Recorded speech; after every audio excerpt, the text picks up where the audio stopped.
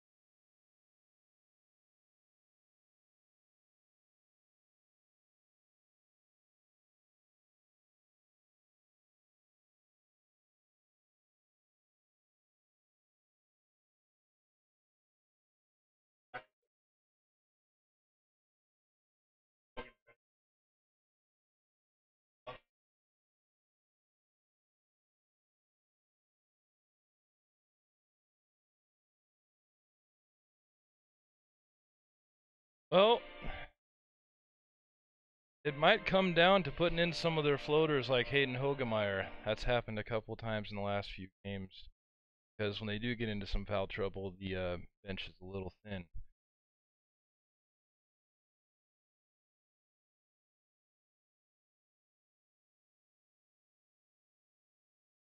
In the second quarter, Jack Welch had 6 7 games. Yeah, that's getting to be kind of par for the course. Yeah. Talked to his dad before the game by cauterizing it and everything. But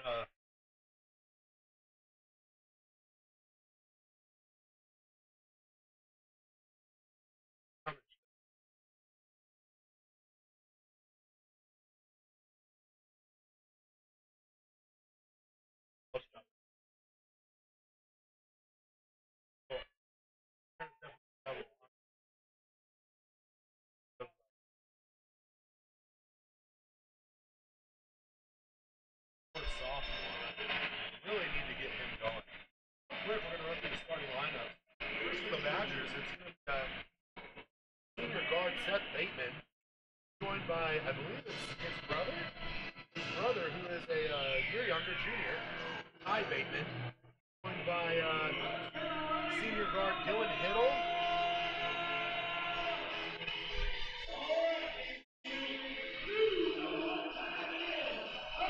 Have I been muted this entire time? I've been hearing you. So, Matt Morgan is going to be the junior forward. So, for those of you just joining us, we're just a few seconds away from Wallace and Ferry tipping off. Starting for the Miners.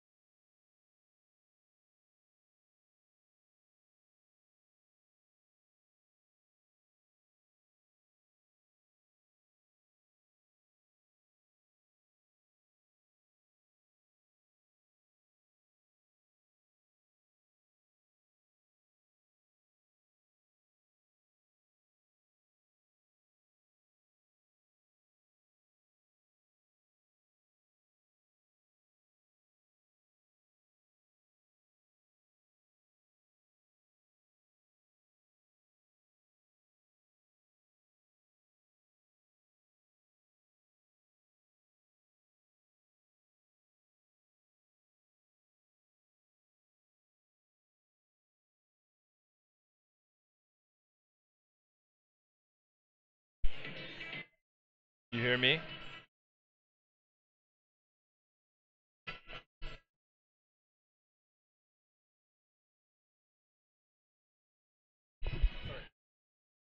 You hear me on the broadcast? Yeah, What cause about me? Can you hear me? We're having a little bit of technical difficulty, ladies and gentlemen. Right here with the tip off, and it's Kirk Brackenbush the ball off with, I believe that's Seth Bateman. it can jump. I'll start there. The tip is controlled by the Badgers.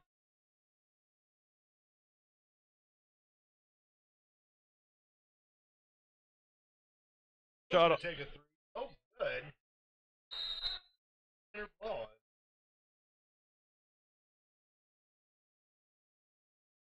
Yeah, and now they're in a half-court defense. I like right here. Logan Holmes matched up. The Oh, play right there. turnover. Uncharacteristic to travel rolling with the ball. So what the Miners are going to do is spread the out.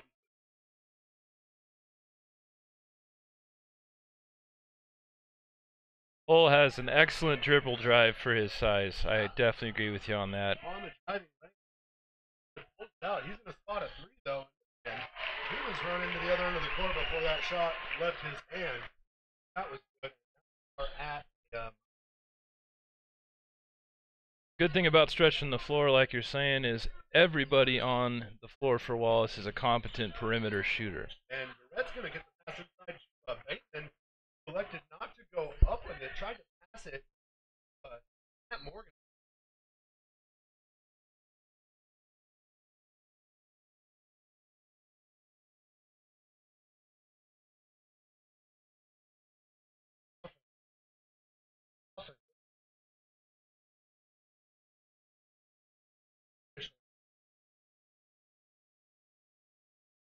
Oh, he's good. Matt's coming up with a big offensive. Matt's kid. Just a work. He is a hustler. Got 5 of that kid. You know, but you're not gonna. Well, as somebody that has played with players like that, I can agree with the coaches saying that it would be good to have more players like him. I'm gonna try a 3. That's Oh, deep 3 from Ty Bateman. that was deep. And for you guys out there watching, 35 from Badgers. Matt Morgan. Relative. Brackenbush with a field goal He is for a 2. relative of the Morgan family, just 10 miles down the road in Kellogg. Oh, I did not know that. Yeah. Valley ties there.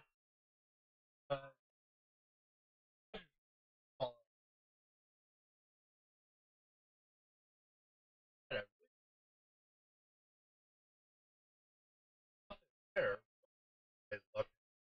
Bateman will go off the bounce from the line. Oh. Changes hands mid-air on the left side, goes left to right, and ties it up. Back comes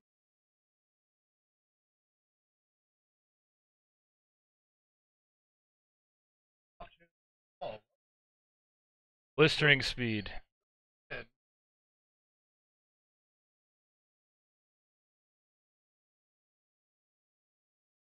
Right now, the one person who hasn't been involved in the offense, as I would like to see, Yeah. I believe he just touched the ball.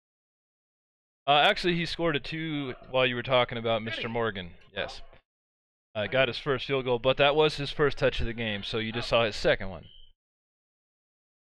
There it is again. Brackenbush with the ball. Brackenbush is the guy going.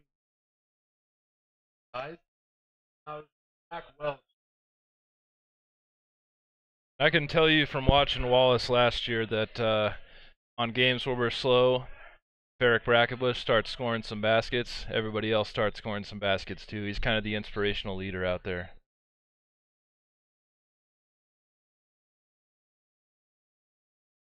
I believe so.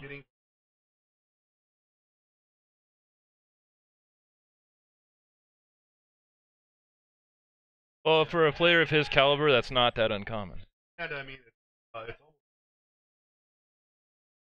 almost some rather Wallace brothers Yeah. in the Arson brothers.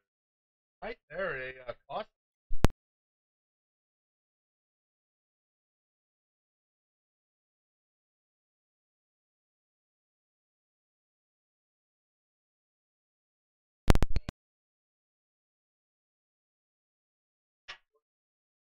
Yes, he was.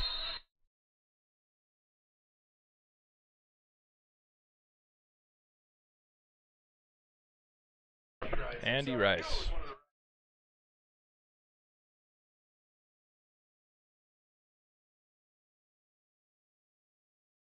A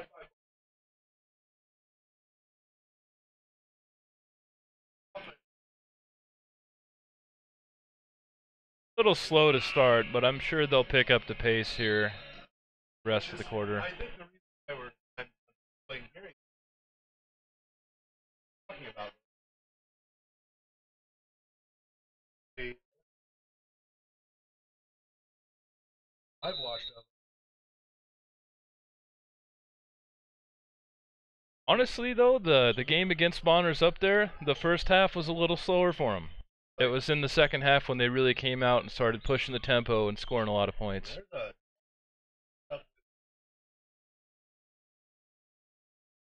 Oh.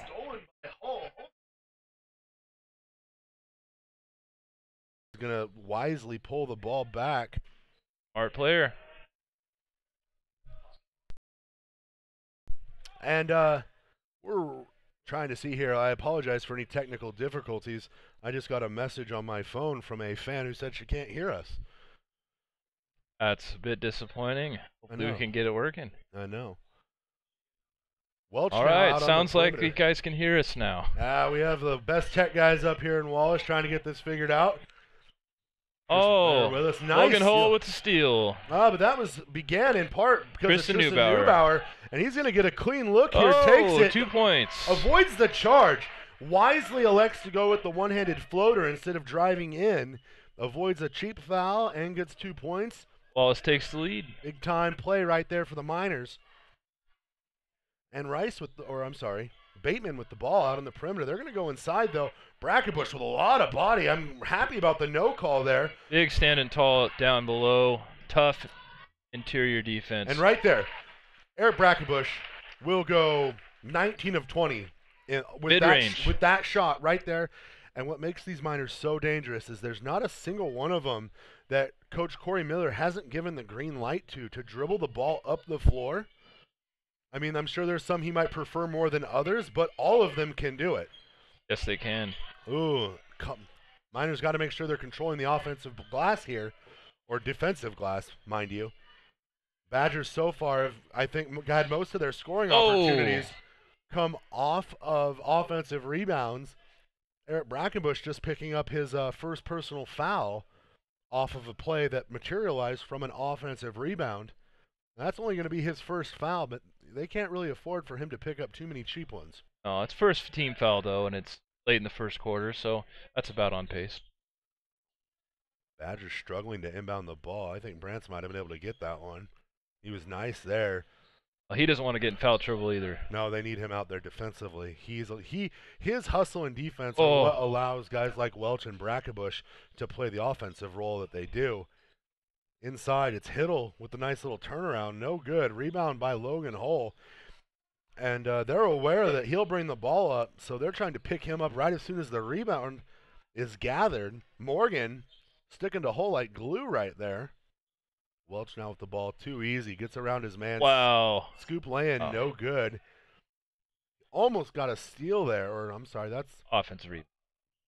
No, that's Logan Brantz off the missed Welch lay-in. Logan Brantz came in there with the matching hairdo. Right. Twins. Right. What do we have here? Newcomer to the game is Caleb Peterson with the ball. Gives Brackenbush a little push off there, trying to cut out. Morgan's going to get hit 3 in the... Ooh. He was about to get a 3 in the key, but he double dribbled. I don't know which one's worse, Josh. I would rather get a 3 in the key call than a double dribble. Yeah, I think you're right. I feel like double dribble is something that's broke in when you're in like the youth leagues. But Should be. Should be. It happens. But sometimes you didn't have your coffee. Brackenbush pulls up, misses his first shot of the game there. I think it's 2 for 3 from the field. 30 seconds left here in the quarter. Badgers coming. They're trailing by 4 in what's been a rather slow first quarter for both teams. Bateman's going to get the ball out there to his brother, Ty. Kicked out to the corner to Peterson.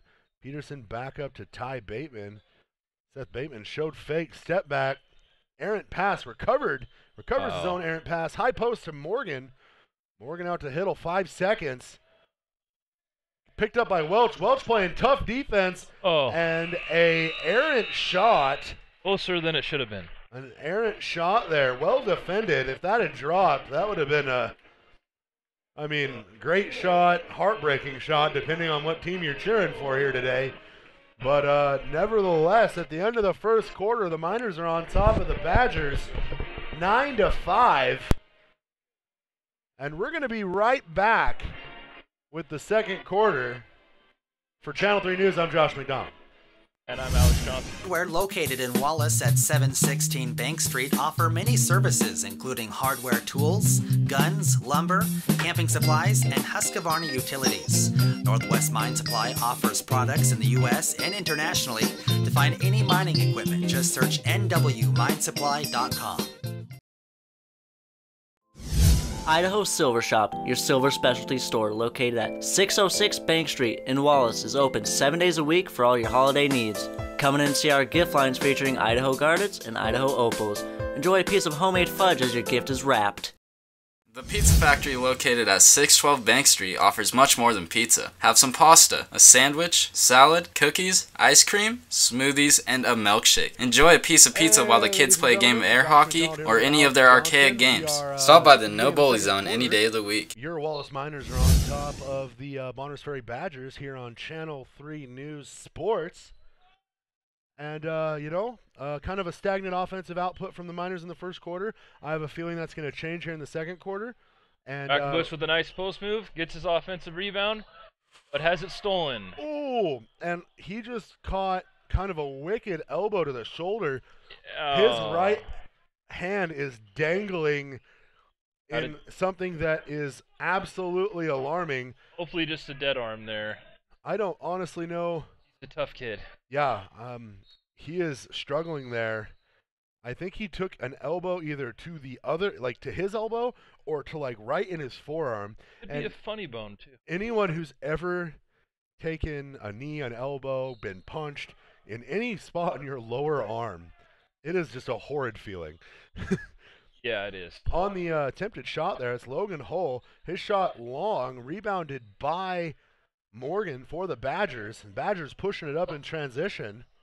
And into the game, I'm going to say the name Tavi Poche.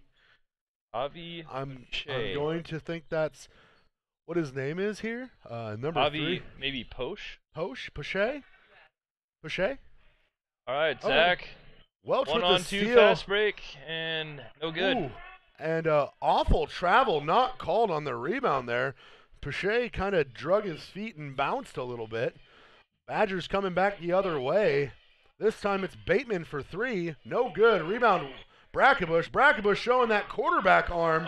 But Ty Bateman doing his best impression of a cornerback. And it's going to be Miners' ball. But I like Brackenbush looking up court. A lot of times you don't see that nowadays where kids get the ball and they don't look up court right away. They want to dribble. They leave a lot of fast break opportunities on the table just because they don't look up first. So it's going to be Miner ball. Brackenbush has the ball at the top of the key. He's going to drive in, creates some contact, fires up the jump shot, and referee Todd Bitterman's going to call that offensive. That's going to be Brackenbush's second personal. And the Wallace crowd not necessarily too thrilled with that call. I can't say that I blame them, though. Can't say that I can really blame them for being not thrilled on that one. If anything, that would have been a no call. Yeah. Bateman now with the ball, kicks it out, just kind of restart the offense. This one thing this Miners team is kind of It's not necessarily under the radar, but not as heralded for. They score a lot, but when they need a defensive stop, they're very capable of getting one. Logan Hull, for as good as a ball handler and kind of a utility player, can play every spot on the floor. He is a marvelous post defender. Yeah, him and Brackenbush stand tall down low and have some really tough interior defense. Done a lot for him this year. Well, and we've seen Logan Hull shut down. Well, I don't want to say shut down, but contain the likes of Genesis Prep's Kong Ajang. Kong Zhang. That's a fun name. They usually are. He also he came down with that one. He also made Kellogg's Gavin Luna. That kid spent it was basically his living hell dealing with Logan Hull's defense. It's just an absolutely terrifying post defender. And on the play, it's Zach Welch driving in, going up hard, and getting fouled. And that's going to go on Ty Bateman there. And Zach Welch, I mean, you look at him, he's got a good build. He's got a good basketball build, but he is underratedly strong with the ball when he's in transition. He has great body control and is able to finish through contact like we just saw there. It's 12-5 right now. Still slow offensively for both teams here. Not really what we expected or what I expected. Open lane. And Bateman with the just beautiful crossover misses the lay-in. Rebound once again, though. The Badgers getting another offensive rebound. That has been detrimental to the Miners so far this game. Ooh, and Badgers once again getting away with a little bit of steps there. They got some happy feet. Happy feet, and it seems like all the 50-50 balls are really kind of going the Badgers' way. Fortunately, they're not putting up points, which is good for the Miners. An early 2 steps before the dribble right there, too. And it's not even like it's, you see with some of these guards, like guys like James Harden, who quick steps. So almost so fast you don't necessarily always notice. But for Seth Bateman, those were some long strides, and they were clear as day. There's 3 officials here, not entirely sure how they missed it. He doesn't have a beard to dazzle the refs either. Oh, and those dazzling beards. I myself like to think I am an owner of one of those dazzling beards. It is definitely dazzling. I condition it. I put a lot of work into it. Badger ball underneath their own basket and trying to get something down low. It looks like they're going to inbound the ball out. Or the Miners not giving the Badgers an inch underneath the basket. Going to force them to try and shoot their way back into this game. And suddenly a 7-point lead, which doesn't seem like too much, has almost turned into something that seems insurmountable just based on the way the team's playing offensively. Miners with the ball, kick it out to Neubauer in the corner. And that's usually a shot he makes, but Brantz with the offensive rebound fires one over to Logan Hull. Hull's shot goes up, and I don't want to say there was any intention behind that, but there was definitely more head involved. That was a good hard old-fashioned foul. Yes. Very 80s Pistons. I was going to say, very Bill Laimbeer-esque right there. It's going to put Hull at the line for 2, where he's usually a very solid free throw shooter. Maybe that shot to the noggin kind of rattled him. Feeling a little of the contact there, but hopefully he makes this one. Nothing too serious.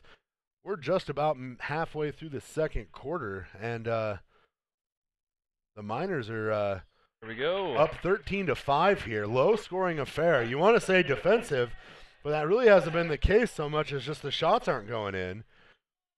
Hiddle with the ball about 45 feet away from his basket.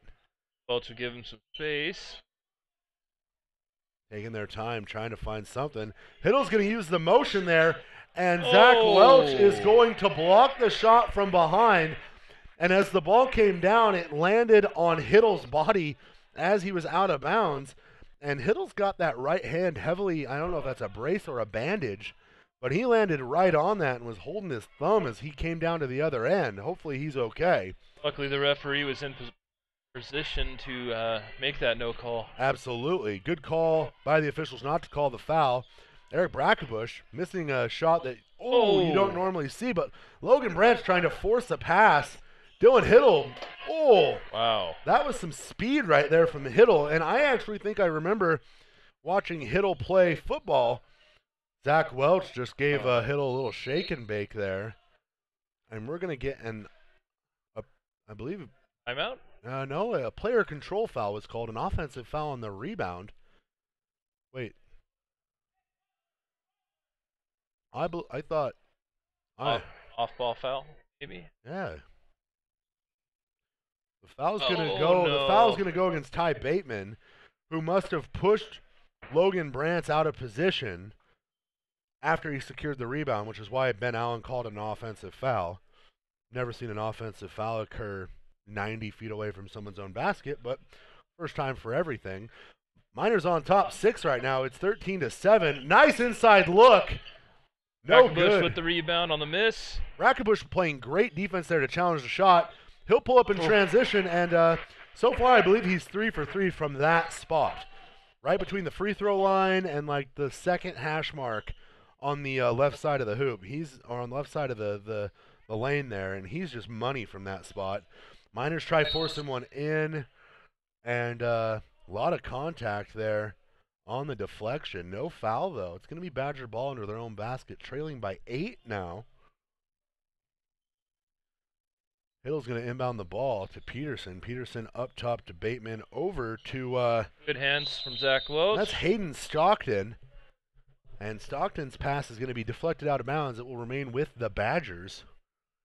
Like we've said, Miners' underrated defense at times. They know when to get stops. They know how to do it when they need to. And this is a decent Bonners Ferry team, too. They knocked off Sandpoint recently, and Sandpoint just went down to Lake City and beat them. So I have to believe this is a talented Badger team. That just speaks volumes about how good this Miner defense is. Beat Sandpoint, huh? Uh-huh. Wow. Sandpoint beat Lake City. Uh-huh. I mean, that's pretty impressive. I mean, you know, one doesn't always equate to the other, but you have to believe that a team that could score points on a bigger school like Sandpoint, that can score points on a bigger school than them, like Lake City. Yeah. That's, Wallace being part of one of the smaller divisions in Idaho. Something to think about. Right. Oh, great pass. Neubauer recovered kind of the ball off his fingertips. Back out to Brackenbush. Brackenbush dumps it off to Hull. Hull, I think, should have gone with the ISO play there, but found Brack. Brack will pull up from the free throw line. Hard off the back iron. I believe it hit the cable. Oh. Rebound recovered by Brantz, who goes out to Welch. Welch dribbles the ball. Oh. And a soft foul called on Welch there as he jumped up to deliver the pass. That was Chris Durrett who slid in under him and just kind of rolled with the contact. Not enough to really justify the acting, but like you were saying with those bloody noses, we're seeing quite a few offensive fouls this year. Yeah, and that's only Zach's first foul, the team's fourth foul. Miner's not really in any sort of foul trouble outside of the fact that Brackenbush has 2 of those 4 fouls. Entry pass, and they're trying to post up Hiddle. Durrett with the ball high post out to, that's Stockton. Stockton tries a 3. Stockton is like the spitting image of his brother. I'm assuming Caleb Stockton is his brother because they look like twins. And Caleb Stockton, for the last few years, had terrorized Kellogg. Because I'm not sure. Oh, and are we going to get another offensive foul here, or are they going to hit number 32 with a foul? That's Peterson. Yep, they're going to give Peterson the foul. I actually believe that Bateman had drawn a charge, but Peterson's involvement on that play. His feet definitely weren't set, but Bateman's were, kind of ruined it for him. Kind of a missed opportunity. And Bateman ate all of Logan. I mean, Logan Brantz might be like 145 pounds. But he's moving. But when he's going full speed and you take that right to the stomach, that's going to hurt. Logan Brantz, one of the only kids I've ever seen that can run at a full sprint for the entire game. And he doesn't do track and field. What does he play in the spring? Nothing? Doesn't do anything in the spring. He has his own landscaping business that is quite successful. Smart kid. Very enterprising young man. Misses the free throw, gets his own rebound on the outside. That is impressive. That's a direct reflection of the effort Alex was just talking about. And you just see it right there. Ooh. Brackenbush with the intended lob pass for Neubauer. Good cut. Fortunately, the Badgers tipped it out of bounds. Hull might have actually had a decent look had that ball landed right in his hands. Yeah, he would have had an open lane if nothing else. Miners with the ball. They're going to find Welch in the corner. He'll spot up. Oh, my goodness. Oh, my goodness. Holy cow. No, it's a lot of fun to watch Zach Welch because he really is a blend of like Steph Curry and Klay Thompson. Curry will pull up from outrageous distances and knock it down, and Klay Thompson does similar things, but it's more of a quick release pull-up jumper, just like we saw in the corner there. And on the drive, that's going to be Durrett getting fouled, and I believe they're going to give that one to Logan Brantz. Miners kind of defensive lapse there that gave Durrett a wide open lane down the side of the the free throw. The key there. Welch's game though also is not one-dimensional at all. He doesn't only score from the perimeter, but he has an excellent drive as well. Well, and something like we said about Zach earlier, his body control and the way that he handles himself in the key when he's driving is second to none. I haven't seen many kids. The only kid I've seen who has similar body control that I've seen in the Valley in the last few years, I would have to equate it to Chase Jerome. But Welch is a more polished shooter than Jerome is. Jerome was more of a physical brute down low. But body control-wise, you don't see very many kids these days who can control their body. And I would actually go back as far as our teammate Jeremiah Big Spring. I think Zach is every bit the player that he was. I would say that Zach Welch was probably a better shooter. Outside, definitely. Yeah, Zach, once again, benefits from the fact that he is just an absolute finesse player. But Eric Brackenbush showing that he's no slouch either. Carrying the offensive load also, Brackenbush and Welch both with 9 points in the game now. If I had to give Eric Brackenbush a pro comparison, it would be Dirk. Nowitzki, yeah, that's a good one. Or now Karl Anthony Towns. Yes, or a little Kristaps Porzingis. And at the end of the half, it's the Miners on top 21-7, and a relatively low-scoring half for the Miners, but a defensive masterpiece as they held the Badgers to just 7 points. We're actually in line for a special here. We've got Channel 3's John Webb down courtside with Wallace coach Corey Miller. Take it away, John.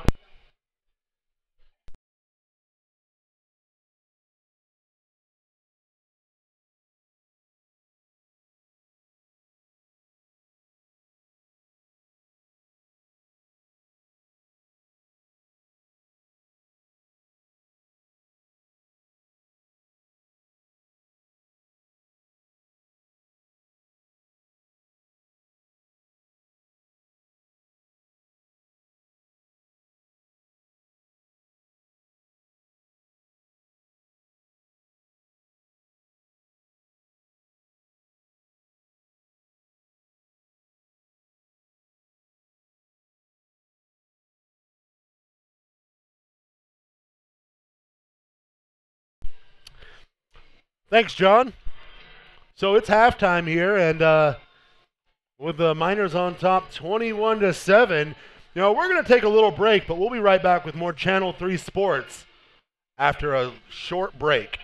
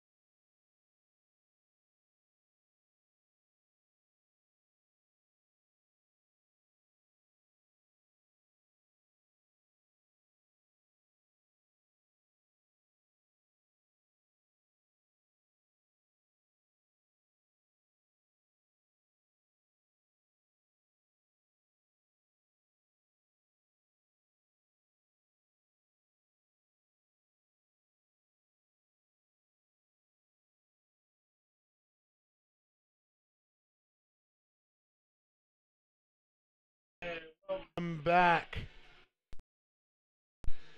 Minor sports fans, you're not minor sports fans. You're major sports fans, but tonight you're cheering on the Miners. It's halftime. We're just a minute away from the beginning of the third quarter. Wallace is on top of Bonners Ferry, 21-7. Alex Johnson's going to run down the scoring stats here from the first half. Well, right now, Bonners Ferry only has 7 points. We have Seth Bateman with 2, Ty Bateman with 3, and Dylan Hiddle with 2. Wallace scoring a total of 21. We have Zach Welch and Eric Brackenbush each with 9 points. Logan Hull scoring 1 on a foul shot, and Tristan Neubauer with 2 points of his own. Excellent, excellent, excellent. Welch and Brackenbush still doing what they do best. I would like to see them break out a little bit here in the second half, maybe run the score up a little bit. But shout out here to Les McPhail. She is the best photographer that we have in the building. She takes some awesome pictures. Check them out on Facebook after the game. Start the second half, it's going to be Badger ball, and I expect to see them a little bit more aggressive on the offensive end, just like that first take there. And this Seth Bateman, Seth Bateman, he attacked hard. Good offensive rebound. I'm going to say Eric Brackenbush blocked that clean. The rest are going to say he just picked up his third foul. And now Is it on him? Oh, yeah. And, okay. The Miners are going to have to sweat. Wait, maybe not. They're going to give it to Welch. That's what I thought. That's why I was asking. You could say that he welched that foul from Brackenbush. Maybe. First shot is up and good for that's Chris Durrett. Much needed bucket for him. Second shot, just the same. And cutting this deficit to 13. It's just a 13-point game. Still very overcomable. Brackenbush going to get inside. Clean block. And that's Hiddle. And Hiddle is kind of a freak athlete. I watched him play football this year. Kid's a stud. And just like that, the lead's cut to 10. The Badgers have scored more than half of their first half total. Eric Brackenbush misses the three-point jumper. Rebound by Neubauer, who goes up, and he's fouled by Durrett. Great offensive rebound. And that's good one heads-up play. You really can't say enough about how hard Neubauer works. Any sport that he's playing, he's just a hard worker. A couple weeks ago, he came in after Hunter Stutzky broke his arm, lit Kellogg up for 15 points. Second highest score in the game. The thing I like about Neubauer and Brantz they were both floaters on JV and Varsity last year. They knew just how hard they had to work and they make it this year, and they are doing that work 100%. And I think they understand their role.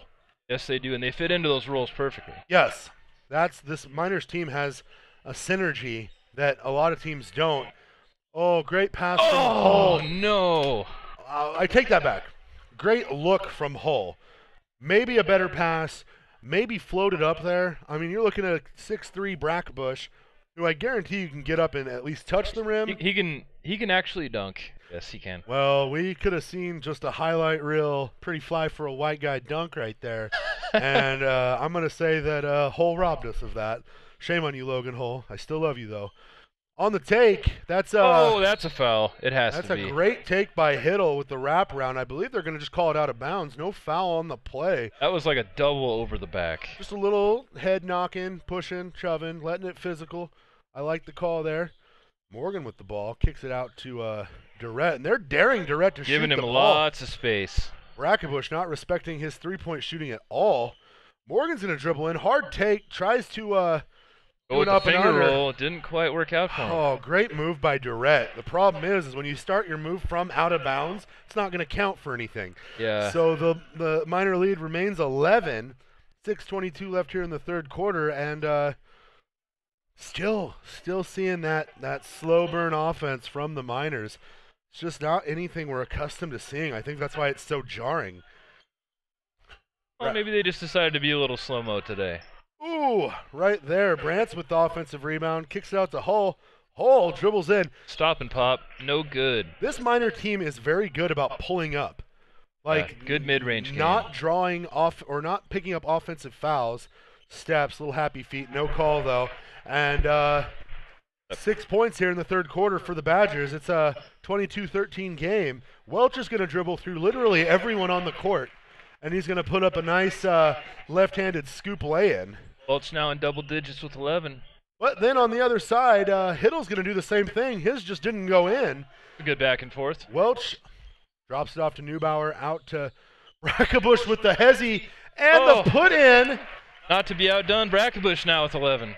Just giving a shout-out to Lance Stevenson. He called that the hezzy dribble and got Bonners to bite on it, and now it's a 26-13 ball game. And Coach Andy Rice, he's going to take a full timeout. He's not too happy about what he's seen defensively from his Badgers, and I can't say that I blame him, Alex. It's been kind of atrocious. But that being said, Corey Miller should probably talk to his guys a little bit and tell them they need to clean up their defense too. Definitely when the Miners are going for it, they're getting some pretty easy penetration to the middle, so I imagine Rice is going over a way to stop that right now. I mean, you can talk about it all day. I don't really think you can. Probably not. I'm going to say that I've been watching basketball at the high school level cognitively for like 18 years, where I can remember players and I can remember stuff. I can't remember an offensive player more potent than Zach Welch. That's what I was thinking too, and that's why I likened him to Jeremiah Bixspring. That was because previously I thought he was the best player around the Valley, but Zach Welch, definitely something special. I think after 4 years of varsity play, that definitely helps, and I don't want to use that as a knock because the kid's earned it, but he has turned into such an offensive force, and I'm talking at all levels. The only kid I've seen who can put up points in bulk the way Welch does is Post Falls former point guard Max McCullough, and that kid's playing, I think, Division III ball now, so obviously the skill translates. I'd be pretty disappointed if Zach Welch doesn't end up playing college ball next year. Absolutely. I'm sure he will, though. Badgers picking up an offensive foul. I believe that was Durrett with the illegal screen. He kind of leaned into it, and when you don't hold your feet on those screens, the refs will pop you. Miners running their routine press break, but the ball is stolen. Brackebush kind of lost his footing, I think, and it's going to lead to an easy two on this end. But I think Brack slipped. As he crossed the three-point line, he stumbled, and that's what led to that turnover. Neubauer with needs the ball. to help Tristan out here. Good job, Logan. Almost a backcourt violation for the Miners. It's quite close, yeah. Brackebush gets a shot and misses from his perceived favorite spot on the floor. Out of the timeout, the Badgers look to be the more intense of the two teams right now, and I think the Miners need to lock it up. They dared Durrett to shoot it, and he did. No good, but I believe Logan Hull's going to pick up the cheap weak side rebound. A little bit of a push there. Him and Hiddle jockeying for position, and it's going to be Badger ball under their own basket. Morgan did burn his matchup getting to that rebound too, so the foul actually was a blessing. And Hiddle driving in, taking the contact up and under. That's Morgan. I apologize. Rebound by Durrett. And Durrett just literally pushed his own player over. Cleared Morgan out of the way so he'd get a look. And here come the Miners. Welch trying to get a screen here. Kicks it over to Neubauer. Neubauer being kind of given a wide berth. Brack going to come around, back out to Brantz. Miners just trying to find a good look. And so far, not getting what they normally are accustomed to. I think they need to pull it out and reset, but it looks like the Badgers have shifted more into a...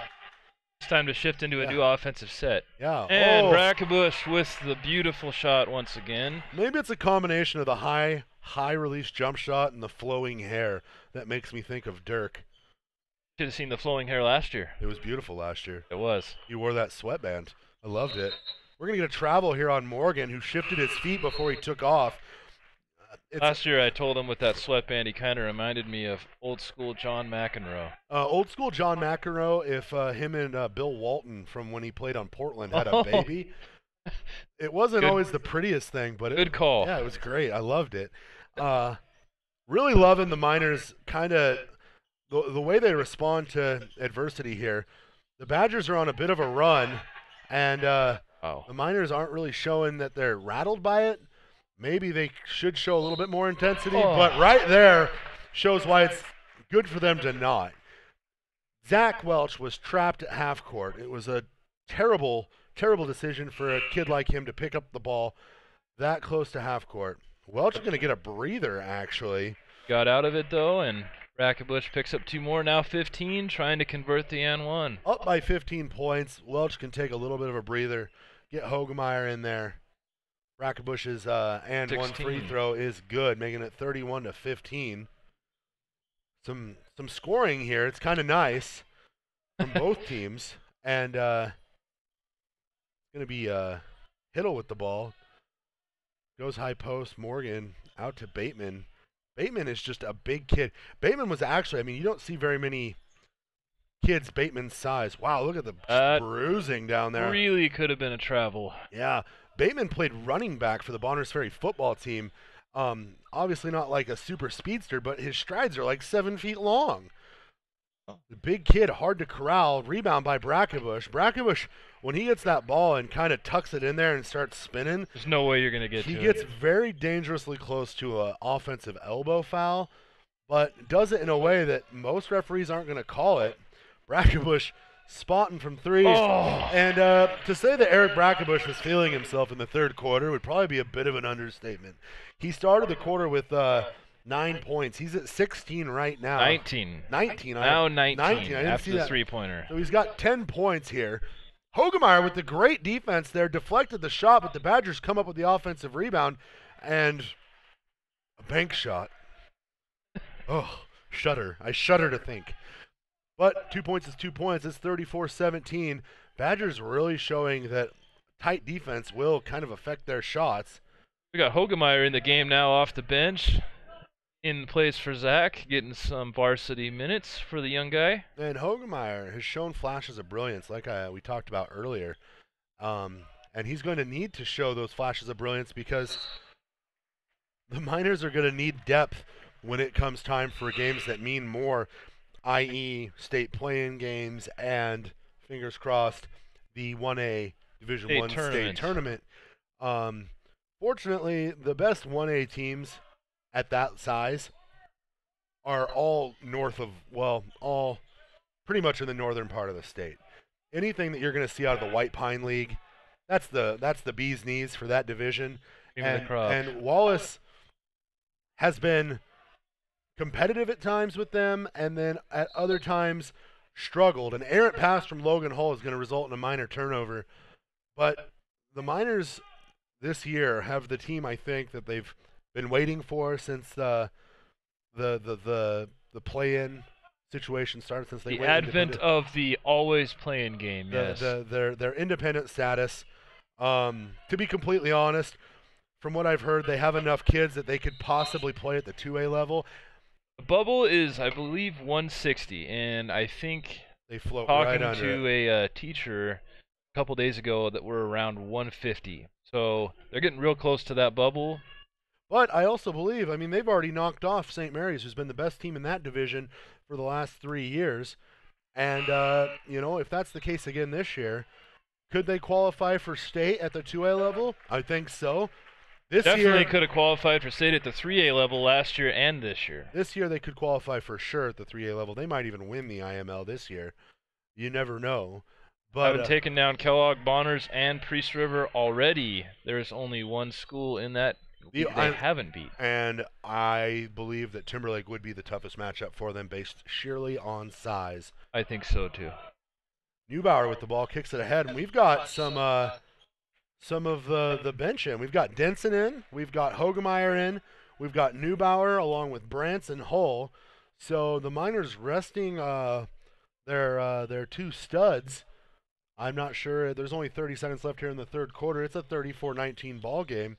Miners are emptying, not emptying their bench, but if getting some good kids in to get some minutes. Some errant passes there. Hull wisely let the ball cross half court. That's the kind of player that Hull is. He is such an intelligent player.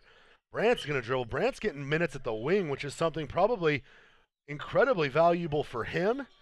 He's going to get a nice look there off the Brant's or the Hull pass. No good. Rebounded by Durrett. And our horn was a little bit more premature than their horn. But at the end of the third quarter, It's Wallace 34, Bonners Ferry 19. A great half for scoring. I actually think, what was it, 21-7? 21-7. So the Miners outscored the Badgers by 1 point there in that quarter, but finally a competitive quarter. Yeah, it was nice to see some offense. I'll definitely agree with you there. Now, coming back to Timberlake, who you just mentioned, I did see them play in the Silver Valley tournament, but it was against Mullen. And they did look strong, but I honestly don't think they looked any stronger than Bonners Ferry. And I do think that Kellogg is going to have a little bit of trouble with Bonners Ferry and pre-server this year, so it'll be interesting to see how the IML turns out.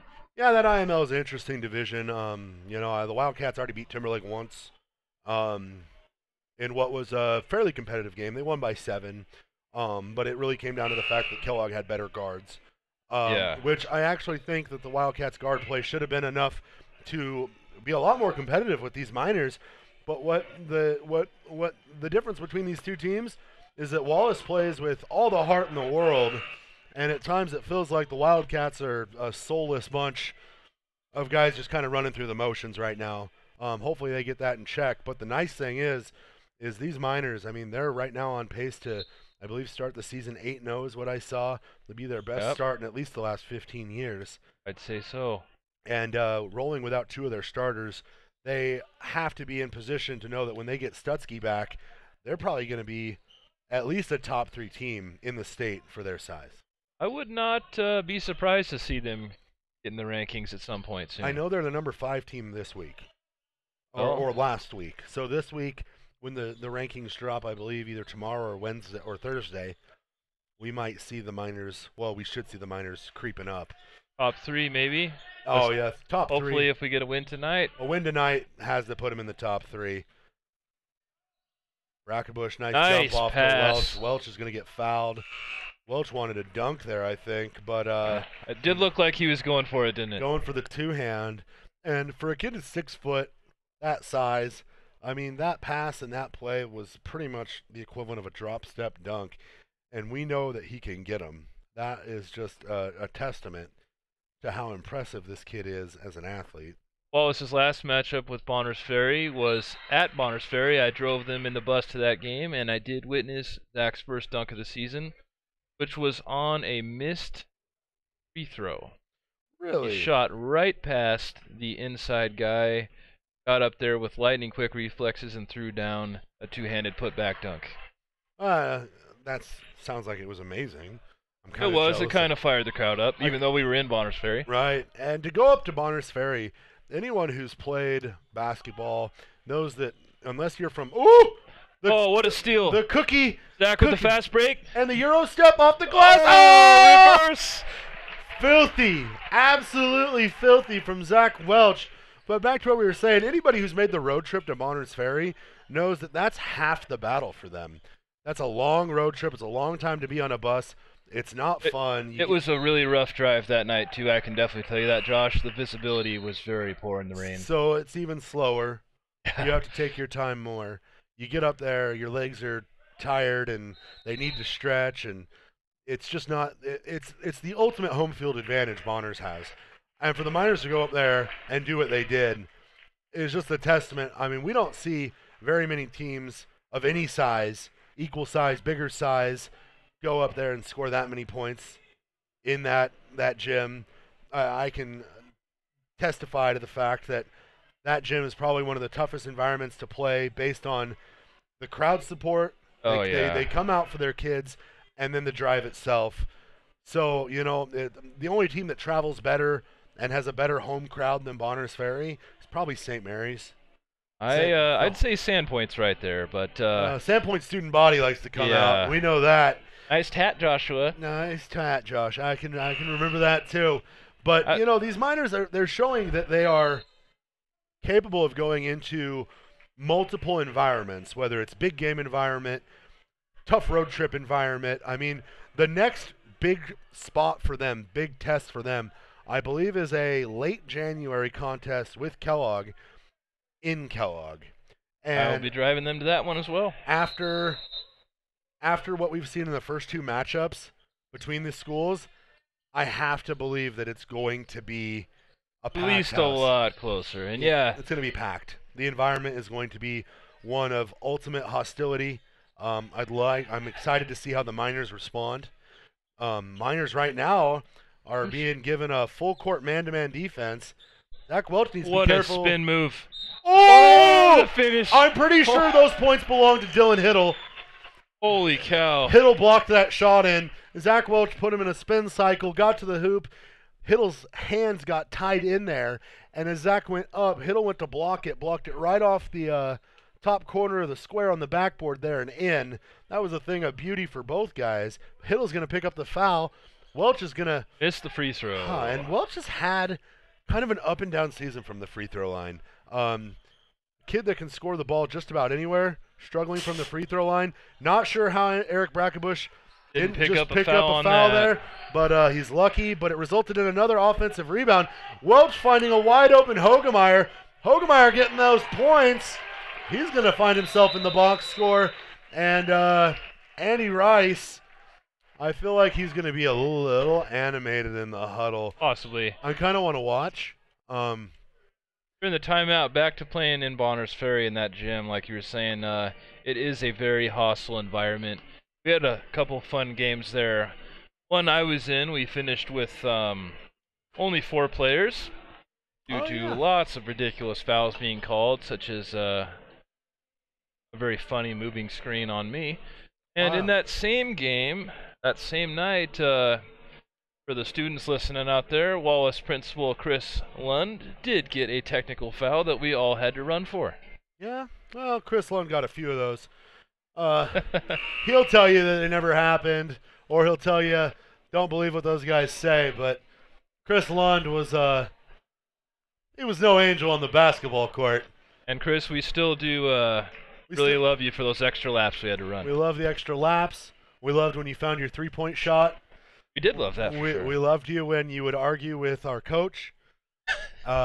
We're still kind of judging you because you're a Kellogg guy as the principal for Wallace, but we won't hold that too much against you. No, I can't say any different. I'm a Kellogg guy, and I'm a driver for Wallace. And on the opening possession out of that timeout, the Badgers throw a pass from the top of the key to a wide open guy on the wing. It hit him in the hands and went out of bounds, which kind of feels like the story of the night for the Badgers. Yeah. Things just not going right for them. They're trying to play this full court man-to-man defense, and they're getting physical. Brackenbush trying to back down, does stumble and fall. That looked like it hurt.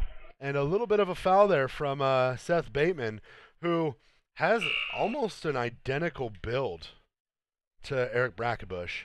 I mean, they're long, little bit shorter. They're lanky, they're long. So it's a fun matchup to watch the two of them. But so far, I would have to say it's been fairly one-sided. Bateman can make up for that height difference with his vertical leap, though. That kid can skyrocket. And he is definitely quick. Brackenbush now with a 20-point game after hitting that first free throw. Let's see if he can make it 21. 3 in a row, hitting the 20-point threshold. Second one's 21. good. Kid's looking real good these days, especially on the offensive end.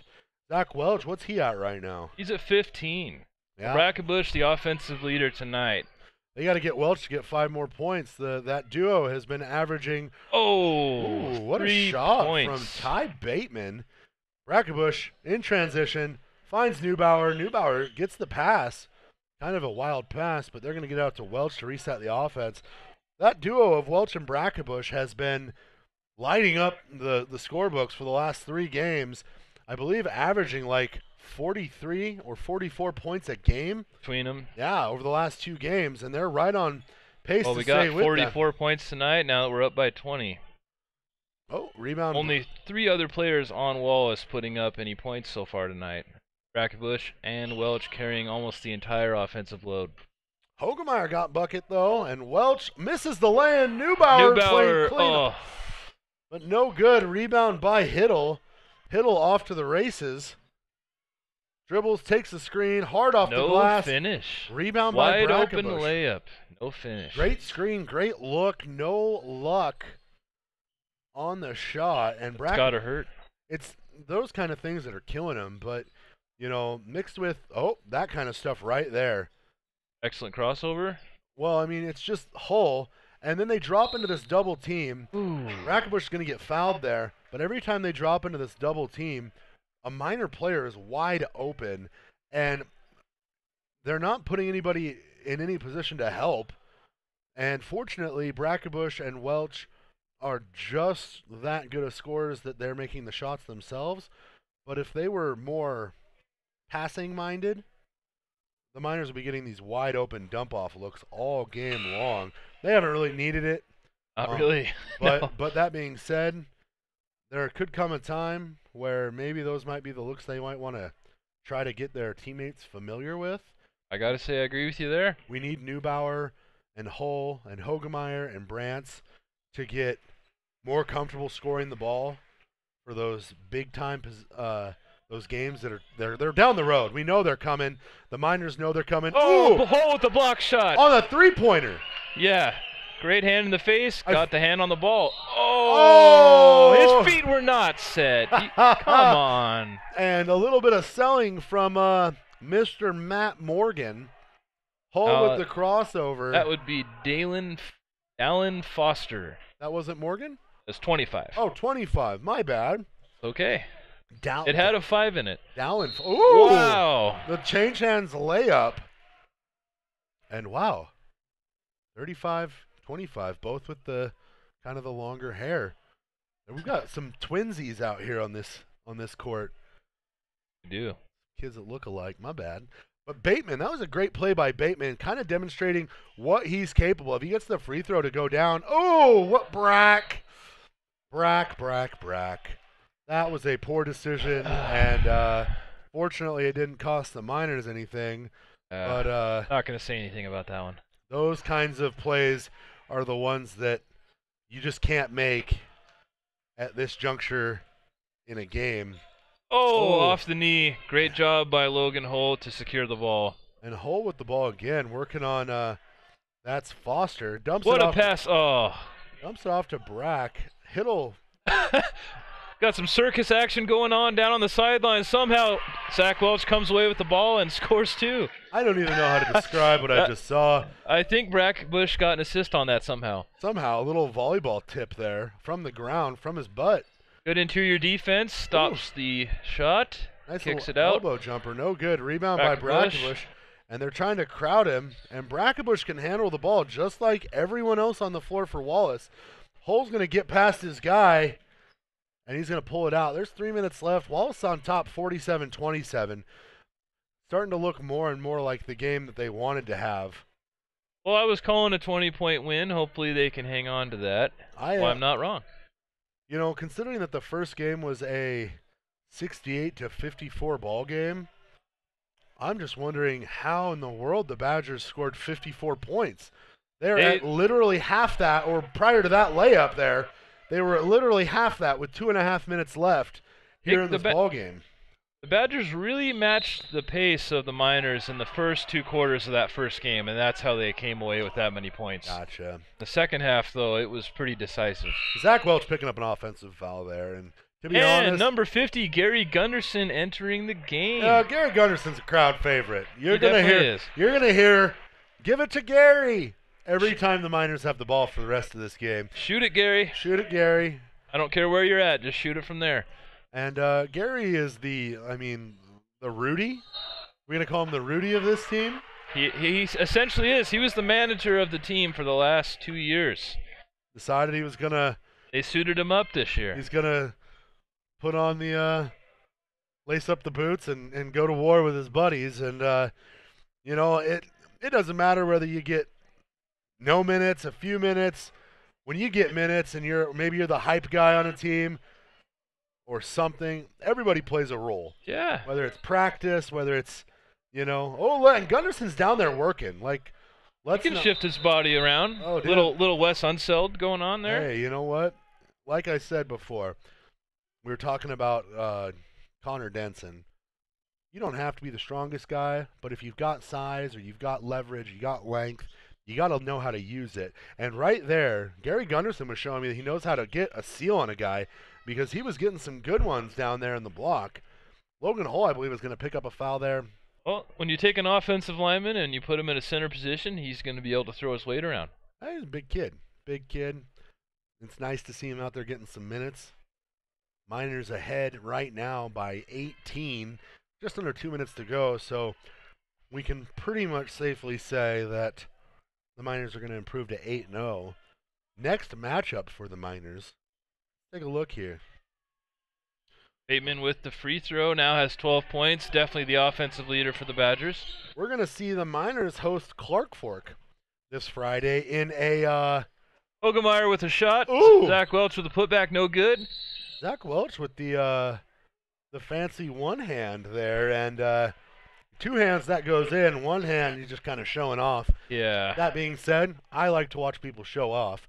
So Well, when you're up by 17 points, go ahead and show off. Right. Miners are going to be hosting Clark Fork this Friday at a special 1 o'clock game time. I'm not sure if Channel 3 will be broadcasting, but... what a move by Bateman. So, I don't know how many fantasy football players we have out there, but there's such a thing as garbage time points, where the game is effectively over and the team is falling kind of in love with the prospects of winning, and a guy on the other team gets some points. Right now, Seth Bateman is rolling in garbage time points. Yes, he is. Making Making his stats a lot better. I mean, he's going to look in the stat book and it's going to show that he finished with 10 points, 6 points, but he only had, I think, 0. I wrote that on the wrong one. He's the one that he should probably have somewhere around 13 points. Yeah, but he's had like 8, I believe, here in the last 3 minutes. 3 minutes based off takes and free throws. And that's not really a reflection of how well the Miners did keeping him at bay for... Especially during most of the game, during crunch time. It wasn't much of a factor until this end of the fourth quarter. Yeah. I mean, I like to see a kid gut it out. And, the closer you can make a game, you hit your shots, you start getting confidence. These Badgers they're going to compete for the Intermountain League this year because the league's in a down year. It's a rebuild year for the whole league. This is a Miner team that beat Kellogg by 22 points less than 2 weeks ago. This is a Miner team that beat Genesis Prep 5 days ago by 7. This is a really good Wallace team, so don't let that really overshadow. And Welch gets the inbound. I believe they may be setting up a play for Mr. Gary. And Brackenbush is fouled at the top of the key. And for all you guys out there watching, during halftime we had a special interview between Channel 3's John Webb and Coach Corey Miller. Unfortunately, we were having some sound issues. We're going to have another interview. We're going to redo that one. We're taking a mulligan on that one. And we're going to have that right after the game here. We will be on the air this Thursday and Friday. I believe there is a Kellogg-Wallace game here at Wallace. JV starts at 5:30. Varsity tips off at 7. Nice shot from Durrett, knocking down the 3. Suddenly this game seems a little bit closer than it was. Welch with the ball. No challenge. They're going to go out to Hogemeyer. Hogemeyer with a 3. Off no the back good. iron. Rebound by Poche. Kicks it ahead to Durrett. Durrett dribbling down. Kind of unchallenged. Goes inside to Foster. Foster gets the bucket and is fouled. And with 44 seconds left, it's starting to smell a lot like Reggie Miller in here. And I hope that smell goes away because I really want the Miners to get out of here with a nice win. Well, we got 44 seconds. I mean, we could be talking some Tracy McGrady territory. Ooh, too. that was even worse. That was 14 points? Yeah, in 30 seconds 30 or something? seconds to come back and win a game. And they're now within 10 points with 44 seconds left. And Coach... We're going to be seeing some intentional fouls start happening. And Coach Miller has pulled Gary Gunderson, suddenly taking this game a little bit more serious. And there it is, the first intentional foul on Hayden Hogemeyer. Wisely putting the young Hogemeyer, who plays sparingly for these Miners, suddenly he's in a kind of a high-pressure situation. And this is, pardon me, Bonner's Ferry's last 1-1, so they're going to hope that Hogemeyer misses the front end of this and they can come down and try to get a quick bucket. But And they'll have no such solid luck shot as from Hogemeyer. Hogemeyer is going to tickle the twine. Nothing but net. Nothing but the bottom of the net. Boom shakalaka. Because we're throwing out NBA Jam references. He's on fire! 2 for Hogemeyer there. Hiddle's going to come down. Tries a very... turnover, and he is very frustrated, slamming the ball on the ground. He had a look to the inside, forced it, had a wide open guy on the corner. And Brackenbush will get... dodges the foul initially, but now Brackenbush will head to the line for 2 shots. Like to see the Bonners isn't really giving up here, but after Hogemeyer made those 2 and that turnover, I think for posterity's sake, maybe let the Miners just dribble the clock out. I don't know. It's not... Waving your white flag with 35 seconds left isn't so much a sign of weakness as it's a, acknowledgement. Yeah, but you got to try to salvage some dignity, too. I think if you they can finish have. the game strong, Well, I mean... maybe that can carry over into your next game, Literally too. 2 minutes ago, they had 27 points. Oh, no, I'm not saying they haven't, but Ooh, and they should try to score as much as they can. Meanwhile, Eric Brackenbush goes 0 for 2 there. Poche goes inside. Oh, Foster. Ooh! Big swat from Brackenbush. Too much passing, and Brackenbush denies it. There's that Bill Walton. Big nasty. Not in his house. Not up in here. Wag that finger. Oh, not today. Hiddle's going to try one. Kind of lands in that awkward spot. Chance up with the rebound. He is not going to get fouled in the front court. They're going to try and trap him in the corner. And he steps out of bounds. Tried dribbling the ball out, and the Badgers weren't really going to let him do that. They forced him into the corner and forced the out of bounds there. So they're going to get a shot to potentially cut this to a single-digit loss if they can knock down a 3. And here's the shot. Durrett. No good. So Final score is Wallace 51, Badgers 39. And like we said, we're going to get that interview here in just a second. But, I'm kind of a sloppy fourth quarter. But that being said, I get that they were playing with a huge lead. The scoreboard doesn't really reflect how dominant the Miners were for 85% of this game. Oh, they put in their bench players to get him some quality minutes there, so more valuable than a high-scoring game. Absolutely. Could not agree with you more there. Another solid win against the Badgers. Your leading scorer tonight was Eric Brackenbush with 24 points. 24 points for Brackenbush is terrific. And once again, we're going to go down to our sideline reporter, John Webb, who is going to have a word with Wallace coach Corey Miller after that big win. Take it away, John.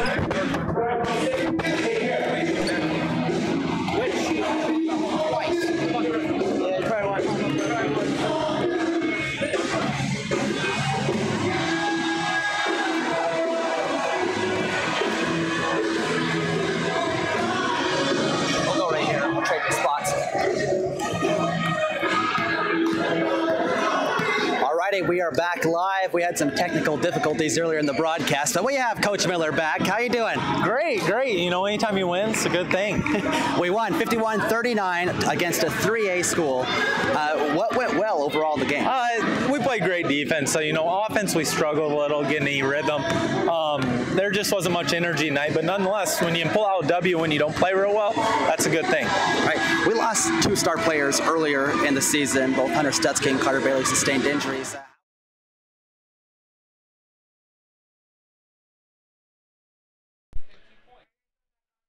And we're back, ladies and gentlemen. So like I said before, we'll be on the air. Channel 3 will be on the air broadcasting Thursday night when Wallace hosts Kellogg for the ladies in a rematch from their Silver Valley Tournament Championship. And then Friday afternoon, the broadcast will be showing the Wallace-Clark-Fort game. That game's at a special time, 1 o'clock. So it's kind of their Christmas break kickoff. So for Alex Johnson, I'm Josh McDonald. You guys have a good night, and we'll talk to you soon. Have a great night, folks.